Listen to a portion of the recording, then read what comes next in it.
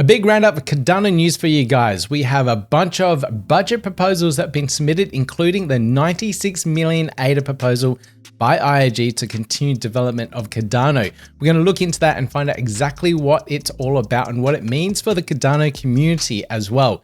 I also have updates around Midnight, that brand new substrate blockchain that Cardano, the IAG team, is actually building at the moment as well and pushing really hard. They're at Paris Blockchain Week right now. And I also have updates around Cardano and Bitcoin. Bit of drama going on there, but we're going to see exactly what's happening, what projects are building on both chains, and how Cardano is going to connect with the Bitcoin ecosystem. We also have some community updates. So that's a lot to cover in this one. I'll try and get through as quickly as possible. Let's get into it. Okay, so this first update here, this is all around the Cardano governance budgets. This is huge. And why it's huge? Because of the massive amounts of ADA that is being requested from all these different projects. IAG requested 96.8 million ADA to continue the development of Cardano. And I'm going to dig into this one here, but let me just highlight some others here. This is a brilliant post by Utah. He's the top ranked DRep at the moment. But look at this. He's put into a spreadsheet the top, I think it was 20 proposals here. And the amount of ADA that they're requesting, everything from 96 million, which is the highest there, to 6 million and all the way down to 500,000 ADA. So he's filtered out any project that is less than 500,000. So these are the serious ones that need a ridiculous amount of ADA to actually go forth and develop some new things. So this is really interesting. And I will, as a DRep, you have to go through all these proposals now and start filtering them out and start voting yes, no, or abstain, etc. So this is a process that all DReps and Cardano governance will need to go through now, because we have to release these funds for these particular projects.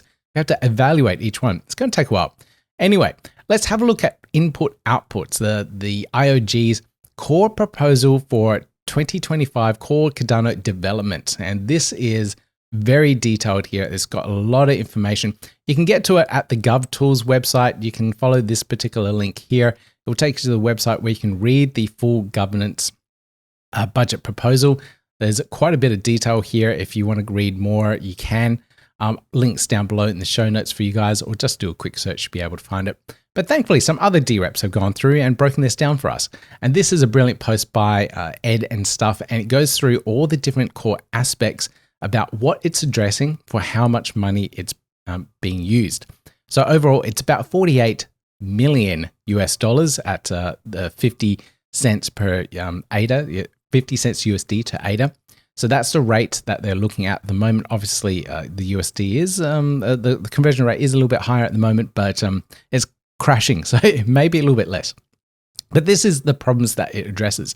The current scalability of the L1, and the demands that are required for it to meet, the node design, that actual software that runs the Cardano blockchain, smart contracts that the developers need, so addresses what the devs need to make better smart contracts, state pool operator related things such as improved security, lowering costs and fair incentives, user experience, issues like mandatory ADA fees and transaction delays.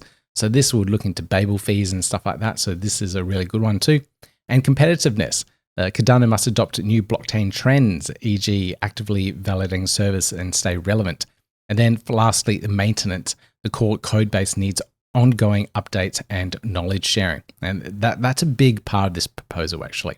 So let's go down here and look at the key benefits that Ed points out. Ecosystem. Boost network capacity with upgrades like Laos, L1 scaling, Hydra L2, and Mithril-like client support. This is all needed. This is one of the big things that is, comparing us to other chains such as Solana or other L2s in the EVM space.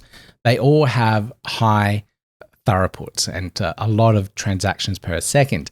And Laos allows us to have parallel transactions happening. So we can have multiple blocks being confirmed at the same time, and they eventually merge together on chain. So this is a huge capacity boost for the Cardano ecosystem. So this is all on the L1 on core without needing to scale off to a L2. So this definitely gives us a really big upgrade if we can get this one done. So this one here is important. Hydra, we've seen the benefits of and being able to scale off on a sidechain. That's a L2, sorry. That's really important, as well as Mithril, which is being used all over the place to spin up nodes, etc., etc. So this is all really important stuff. Further down here, user faster transactions, flexible fees, such as that Babel fees. That is something that is really desired at the moment, and we're just at the edge of launching Babel fees, thanks to Fluid Tokens team. So that's absolutely awesome. And then I think this one here is really important. Improving the developer experience, improve tools for secure smart contracts and easier node integration. I think this is one of the most important things, because if you want more adoption, you want projects to be able to pick up developing on Cardano within a day and then start to deploying smart contracts and deploying dApps within a week.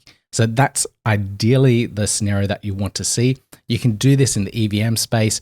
2 weeks, you can turn around a dApp quite easily. One week for the back end and the smart contracts, second week for the front end side of things.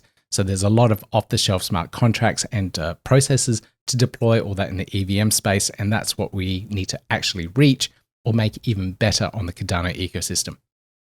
From the stake pool operator side, lowering the costs, and in terms of RAM usage, I think that's brilliant.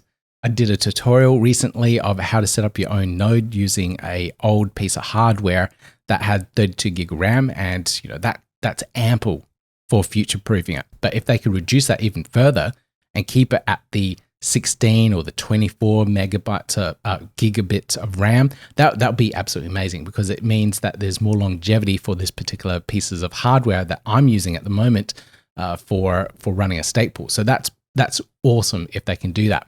Then plus enhanced security and potential new revenue. Potential new revenue, that'd be great. There's a lot of small stake pool operators out there that are struggling, and more revenue sources, the better. Then we have the major project costs. So this is what we're paying for all this. ADAOZ, the L1 scaling, 7.1 million. Sounds pretty good. Hydra, 1.2, essentially 2 million. Mithril, another 1.9. 1.9, or what I said 1.2. I meant 1.9. But rounding up to 2 million. So 1.9 here as well. So another 2 million. Plutus tool verification testing, 5 million combined. That's quite a bit. Node refresh, Acropolis. I haven't heard of this particular project, but 2 million there. Maintenance support, keep the ongoing tech, the tech that's there already ongoing and upgraded. 14.7 million. This is apparently critical. That's a ridiculous amount of money to spend. But okay, do we have a choice? I don't think so. Total 48 million across 18 initiatives. Plan over 12 months. So this is 48 million over 12 months. That's ridiculous. That's an incredible amount of money. I can't imagine spending that much. And then the team here, we're looking at 140 to 160 full-time staff, including IO engineers, partners from WorldType and TX Pipe.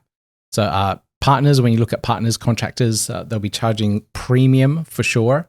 There's definitely a lack of high-end blockchain developers and Haskell developers at the moment. Considering they have this many staff, I can see why it's going to cost a lot, but this is a lot of money here for this many staff. Maybe 200 staff, maybe 250 staff all up. So interesting breakdown. Now there's a lot of arguments online on X talking about how much full-time staff actually costs compared to everything else. And, I can't really comment on that. I don't know how much a full-time staff member costs these days. Back in the day when I used to have a lead system architect in our company, he was getting paid about 150,000 Australian. I think it's roughly the same in the US. Maybe Haskell developers are up closer to the 200,000 USD mark. And that's a lot of money. That's a lot of money. And full-time staff plus additional expenses, whatever it is, it's really adds up. Someone else will need to do the math on that. I'll need to double check before voting on this one. But I think that's a really minor thing. Do we have a choice to vote no for this one? I don't think so, because no one else is building this. No one else is going to come in and build ADAOZ for us. No one else has the knowledge and depth of Hydra, Mithril, Plutus, Node, and the maintenance support over the last 7.5 years of Cardano to be able to keep it running and going. IOG is the team that will need to do it for now. Maybe one day people be able to spin off from Well-Typed and TX Pipe and all these other companies that are building the Cardano ecosystem and form their own company that could compete against IOG. Is that possible? Maybe not. Maybe. I don't know. It will take a lot of money, serious money, more than the 48 million that they're asking for here. That will cost them half a billion dollars to actually get together and form a new team to actually be able to run and compete against IOG for 5 years. So a lot of money to compete for this type of contracts. Anyway, this is all well and good. And if you want to find all the details about this, again, links down below. You can find this on X on the Input Output Global or Input Output HK account, and you can find all the details around this proposal. Now, most people are in support of this overall. And I think some parts like this, the 7 million for implementing a wicked fast Cardano, I think is well worth it. Ouroboros Laos, the implementation to bring in that speed up of the L1 for just 7 million, I think is kind of worth it. So this is definitely something I would love to see ticked off and definitely ongoing. The other thing, other Cardano companies that are working with this, such as Anastasia Labs, they're in full support with this. I believe they also were collaborating on this particular proposal to get it to a point where it is good for the community as well. People like Phil from Anastasia Labs fully endorse this and support it. And I have to go alongside with some of these core developers, these core people within the ecosystem. If they are contributing to this particular proposal, if they are the ones behind it as well, they know exactly what's needed from a community point of view, from a developer point of view, not just from IOG's side of things where they're building and having that grand vision, but also from the community side that are trying to build dApps, trying to get the people involved, all the different point of view. And if Phil agrees with this, I highly endorse and support it as well. So, like I said, you can get to all of this at GovTools, and if you go on there now, there's a lot of proposals up. I saw a couple pop up, and I thought, oh great, I'll have a bit of time to go through this and have a look at what the budget proposals are and what people are asking for in terms of funding. But this list just goes on and on and on now. Even if you just look at the marketing and innovation section, there's a lot of proposals. If you were in the Project Catalyst ecosystem, looking at the 8 to 1,000 different proposals being submitted, this is heading that way, but with much, much higher budget proposals. Look at this, budget requests, I should say. 4.2 million ADA for this particular budget here. What is this? Fuku AI, on-chain agents and underpinning infrastructure. I don't know what this is. This is going to take me ages to go through. If you're a DRep, you've got a lot of work to do. But there's a lot of things here. There's a lot of proposals here, all in different areas. Some of them, I think, are quite small, like this one here, and that's probably better suited for a Project Catalyst and probably should be removed from here and moved over to Project Catalyst. Hopefully, Project Catalyst does get a say in here. But you can see the level and extent of these particular proposals. They're in the many millions of ADA here. So that's the scale that we're looking at the moment. Now, I am a DRep.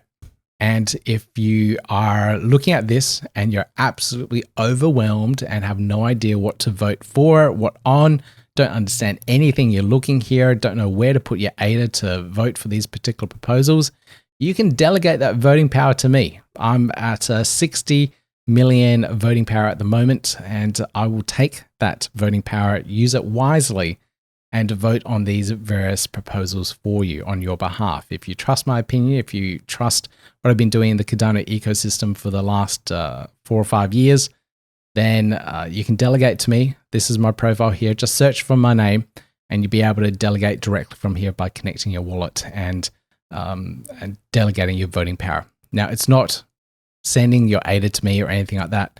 You're just pointing your wallet to my DRep ID, and then I can vote on your behalf. So your ADA balance, whatever it might be, I'll be using that to vote in these particular budget proposals. So if you have already delegated, like many other people have, highly appreciate your delegation. Thank you very much. Thank you for your trust. I'll put that voting power to good use. Now, in terms of DRep compensation, this has always been a talked about thing since the initiation of DReps. And the initial conversation around this was always, if we are making DReps work more than a couple of hours a month, then we're doing governance wrong. And I was all good for that. But if you look at the proposals now, you look at all these proposals, this is more than a couple of hours work a week. This is, I spent 2 hours just looking at one proposal, trying to work it out and understand what they're trying to achieve. And now there are hundreds of these proposals popping up, and there'll be more as the governance process goes along. So now we're revisiting the whole idea about DRep compensation. But Phil here did put together this mechanism to implement opt-in DRep compensation. So this isn't mandatory, so it's a nice implementation. It's been given a SIP, a Cardano Improvement Proposal number. I think it's going to be 149. So here we'll be able to see if we can have this implemented and then have compensation for various DReps in the ecosystem that are spending a lot of time and will be spending even more time on these particular proposals and helping steer the direction of the Cardano ecosystem. So a lot of work, a lot of collaborators here to make Cardano governance happen. We're getting there. And hopefully with tools like this, I know this here, this is from Meepo. He's a designer that's designing a lot of really cool stuff in the Cardano space. But this, if we had something like this, let me mute that. If we had something like this in the Cardano space where we could easily involve ourselves in governance within this really cool app like this would be amazing. It will just make governance so much easier. All the things that we need to look at, all quickly voted on within the application itself, all the proposals, everything. This would be brilliant. So I know this is only a mock-up, but there were some people saying, hey, this may be coming closer and sooner than you thought. So I think people have seen this and went, oh my gosh, we need this. Let's build this. You see Cardano Whale there saying need. So this could be really a good thing. And you know, if the devs can get behind this as well, behind this design and implement something really cool, I think it'll be absolutely amazing and make governance really easy on the ecosystem. So fingers crossed we do see something like that.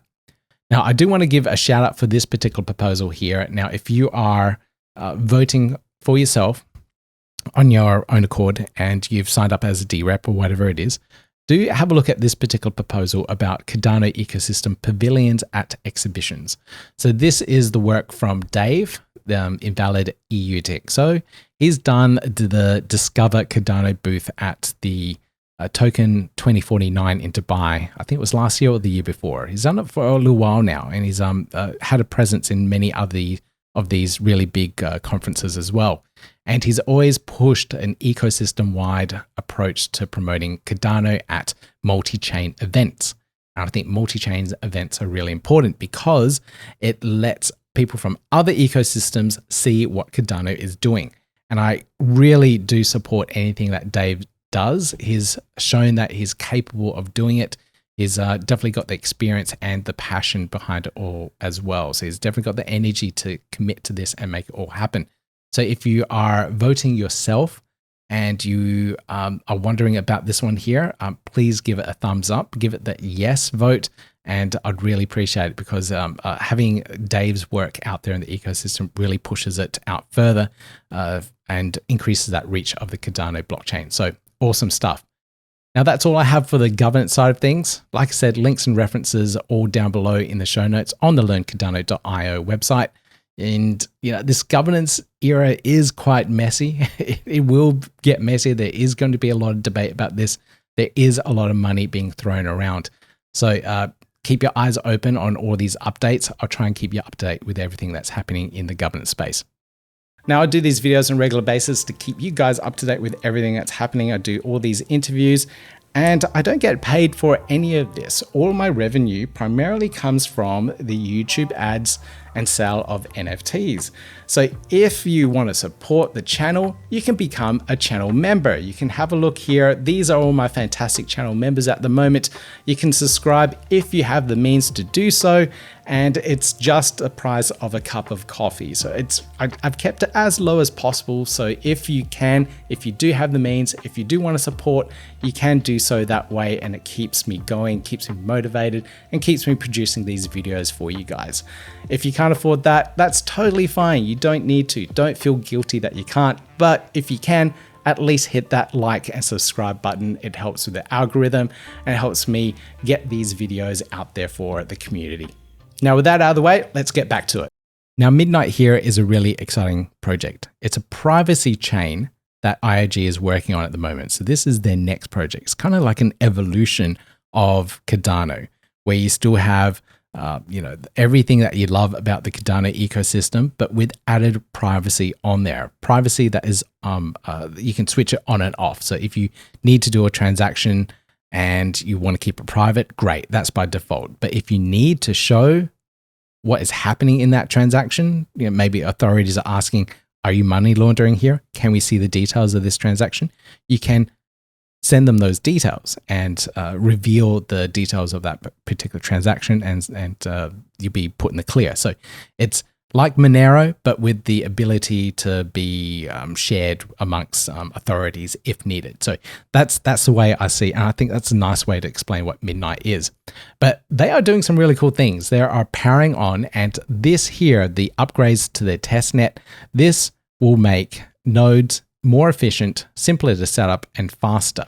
So this is a really good move from Midnight. I've been playing around with the testnet as well on one of my Cardano nodes at home, and you'll be able to now set one up with a little bit less resources. Wasn't too much. Like if you can run a Cardano node at home, you'll be able to run one of these as well. So it's pretty straightforward. I didn't like that was in a Docker thing, but maybe I can extract that and work out how it's all built. But that's beyond the point. The thing is that they've upgraded this, and we're going to see much more efficient nodes, and I think that's a really, really good thing. The other thing I've seen Midnight do is partner up with all these wallets. So all these wallets in the Cardano ecosystem, these key ones here, Keystone Hardware Wallet, and now Sub Wallet as well, they've integrated in Cardano, and of course now Midnight. This means that the ecosystem is now ready. So if you have one of these wallets existing already, you're probably using one of these, they're all really popular wallets, you'll be able to connect into the Midnight ecosystem pretty much straight away from the get-go. So I think they're prepping all those pieces. So they've got the blockchain. They need to make sure they're integrated wallets. The last thing you want to do is create your own wallet. Then people need to download it and start over again. Integrate it into the existing ecosystem. So all these wallets are ready to go. So that they're all partnering at least. So that's really good to see. I think Lace Wallet should be in there as well. I'm pretty sure Lace is supposed to be in there. Maybe they're just working on it at the moment. But this here, I feel like now that they're announcing this type of thing, they're getting closer and closer to launch. So if you haven't used or set up one of these wallets here and prepping yourself for Midnight, I suggest you do.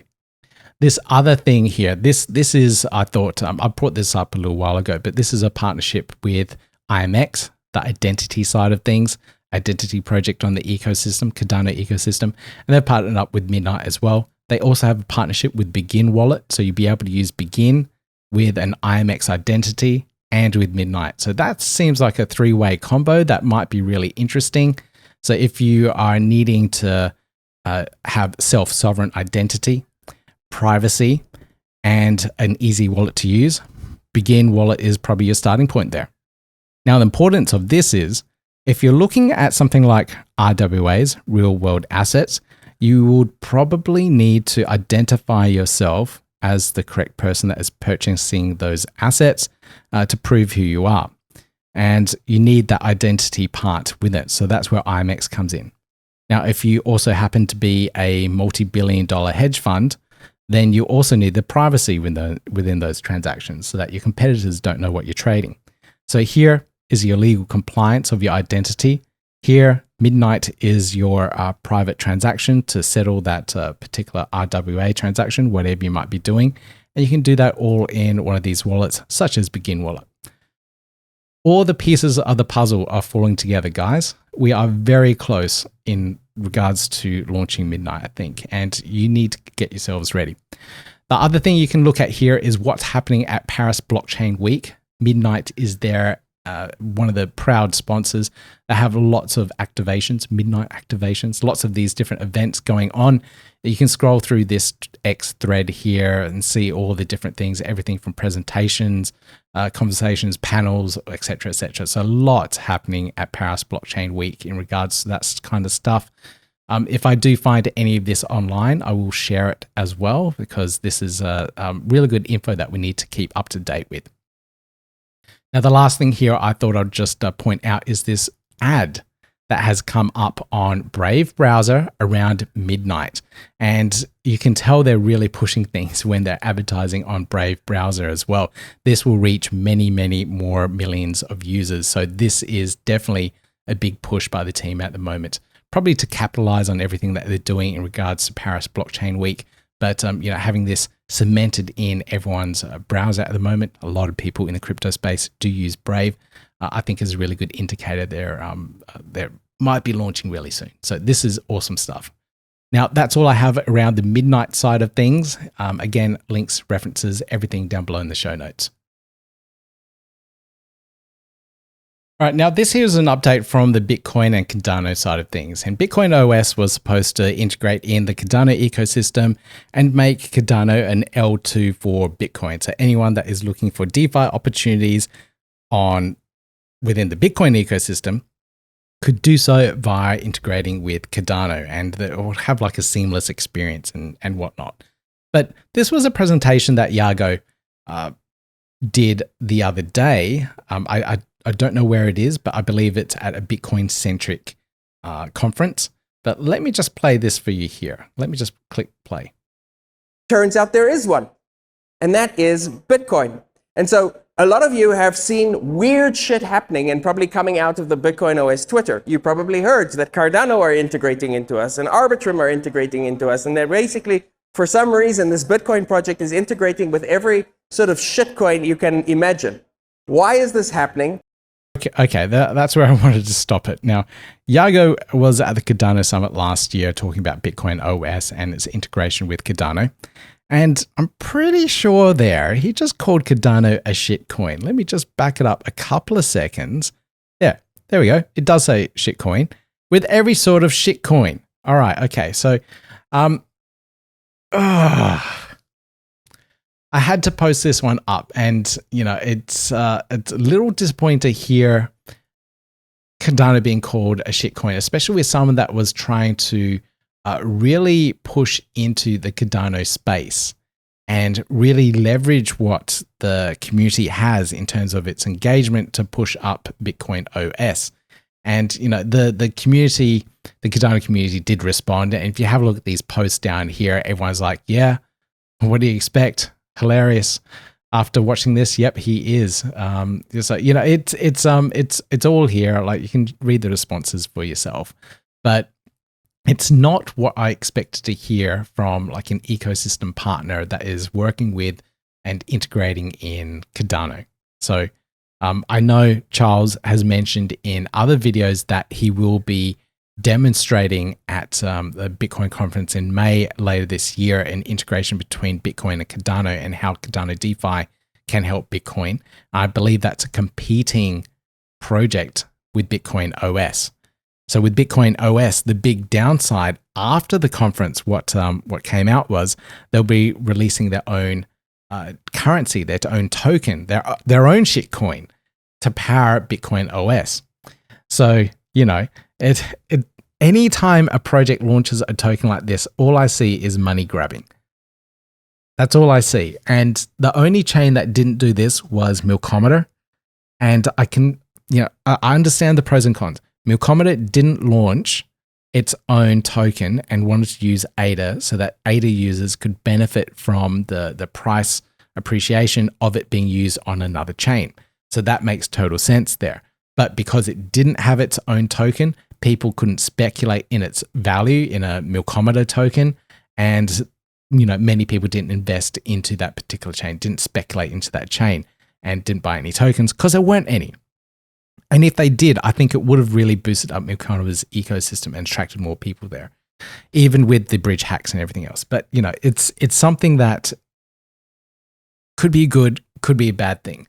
But Bitcoin OS, when they were promoting themselves at the Cardano Summit, never ever mentioned that they'll have their own token.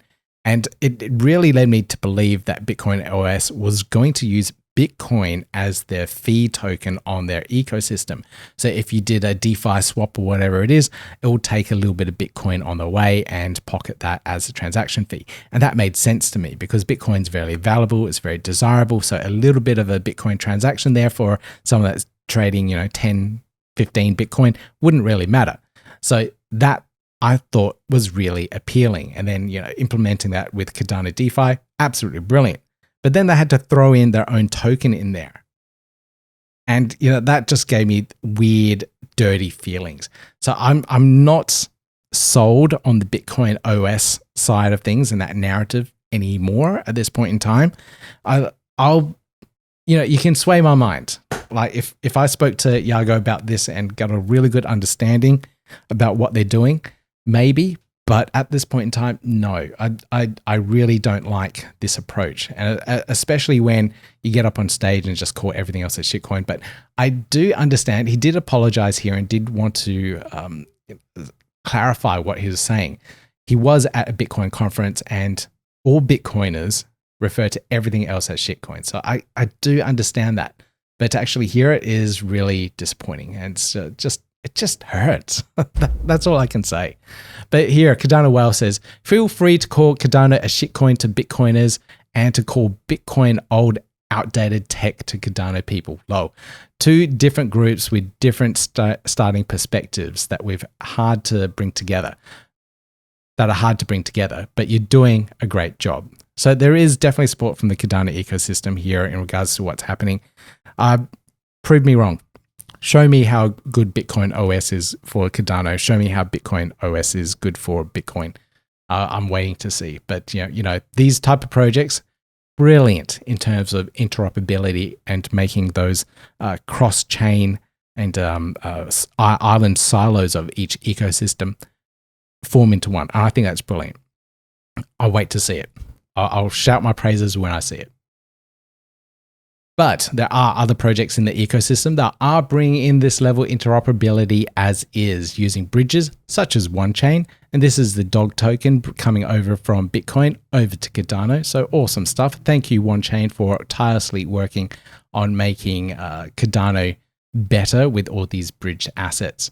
We also have a bunch of projects such as Tokeo and to Begin Wallet building all of these levels of integrations with Bitcoin OS here. So they're working with Bitcoin OS to make this all happen.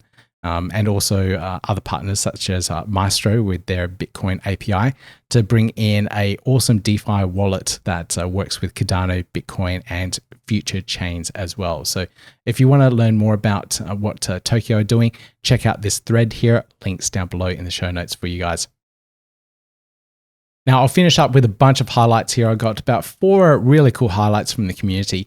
This first one here is from ZKFold. Now, ZKFold got into DRep, that startup program that is starting over in San Francisco very soon. So this is a really cool project. They're doing privacy, zero knowledge proof privacy transactions on the ecosystem. And they've introduced their smart wallet. This is a brand new smart wallet, all-in-one API library for implementing a Cardano wallet. This library is backed by an on-chain smart contract and a set of back-end services. Today, Smart Wallet, with its first feature, Web2 login, has officially hit testnet. Now, you'll be able to use this particular wallet here with an email address as your smart login, your Web2 login, and can send and receive payments on Cardano with just your Google account. This is really good for the ease of onboarding. I spoke about this in my other video when talking about onboarding users into the Cardano space and making it easier for them. So we could inject a huge amount of liquidity with USDM and USDA, but if the friction point was still hard to start and launch, then it would never happen. If you have to download 20 different wallets to use it in the Cardano ecosystem, it just makes things hard. Everyone on the internet has an email address, and they can start using and sending and receiving ADA straight away with just their email address. And it's all controlled by smart contracts here. So this smart wallet, awesome stuff from the ZKFold team. So if you want to check that one out, I'll put links down below. Everything's on testnet at the moment, so you can try it out and send and receive some test ADA at the moment. Really cool stuff there from the team. This next update here is from the Eternl team. Congratulations, Eternl. Eternl is probably my favorite desktop wallet for sure, and it allows you to connect to every single dApp in the ecosystem. It's like a Swiss Army knife wallet, but they've upgraded the UI. It's taken 2 years, continuous development, continuous tweaks, a lot of improvements to the underlying code of Eternl as well to make this all happen. And we now have the brand new wallet launch. Version 2.0 is on mainnet. So you can check this one out. Links down below for you guys. But if you search for Eternl wallet, spelled a little bit differently here, but just follow the links here for Eternl, and you'll be able to download the wallet in your browser. It's a DApp-based, a browser-based extension wallet.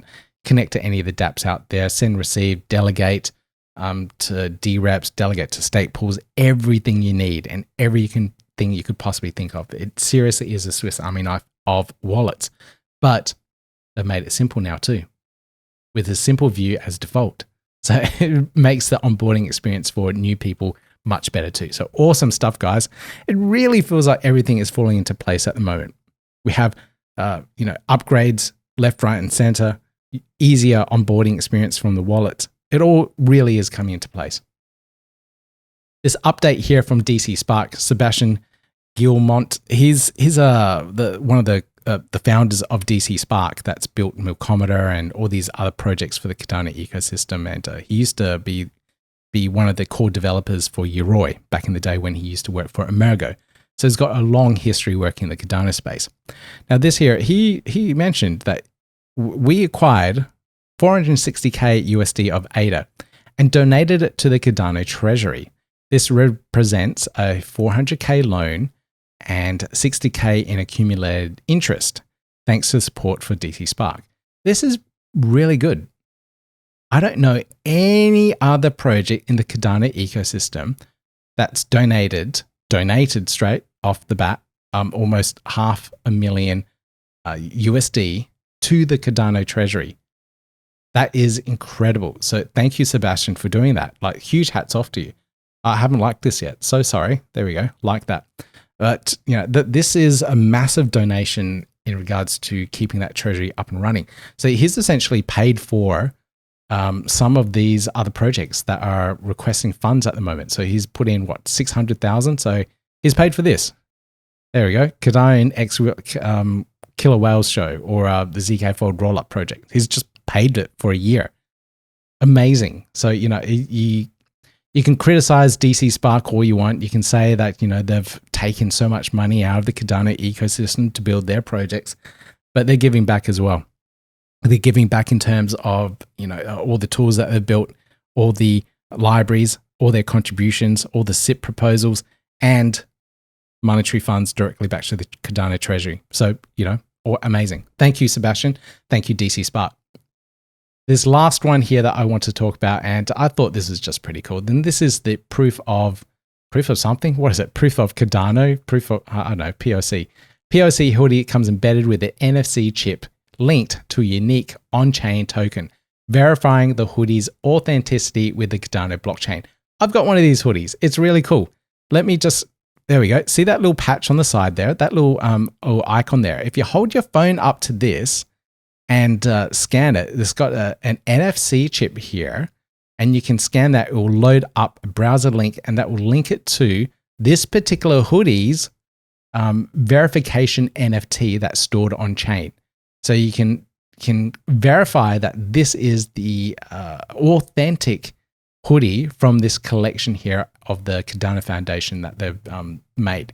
So you can get this particular hoodie, verify that it is the correct one from the Cardano Foundation, and wear it proudly. So I think it's brilliant.